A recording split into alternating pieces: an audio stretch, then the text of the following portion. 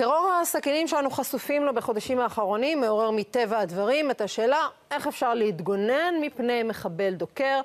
כתבנו איתם לחובר יצא לבדוק והופתע. הנה הכתבה שלו ושל איציק אלפרין.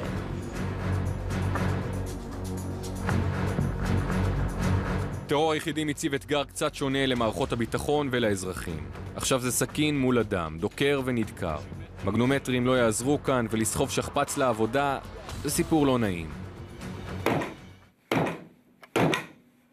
חברת FMS מצאה לזה פתרון נוח. במקום אפודים מסורבלים, אותה הגנה בביגוד אופנתי דק ונוח. כמו שאתם רואים, המוצר הזה מאוד מאוד גמיש, הוא מאוד דק, מאוד קל משקל, וניתן להגיע איתו לרמות מיגון מאוד מאוד טובות.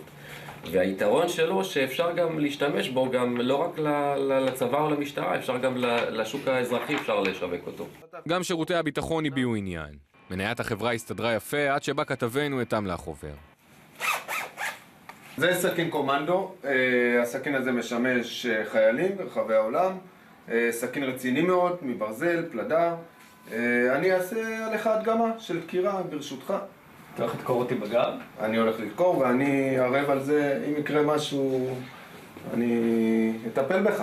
לחובר אדם אחראי, ודקה לפני הניסוי הוא זכר להיפרד יפה מהחברה שלו. סיוון, חברה יקרה שלי, אני אוהב אותה. גם האפוד זרם ושיתף פעולה, אלא שבפעם השלישית לוחית המיגון זזה ממקומה. יו! פספסתי? פספסתי פעם מגיע. חכה רגע, תעצור. טוב, איתם קודם כל טוב שאתה באולפן, ומה שלומך? דבר ראשון? בסדר, אופטלגין, תפרים בגב וקצת מנוחה. טוב, אז אנחנו שמחים שאתה איתנו, עוד מעט תחזור לנוח, רק תספר לנו מה בדיוק קרה שם. אנחנו מירב יצאנו להכין כתבה למבט על בגדי מיגון אופנתיים, פריטי ביגוד שחברת FMS עכשיו עובדת על פיתוחם. זו חברה שעובדת שנים רבות עם המשטרה, עם צה"ל, ומספקת להם בגדי מיגון.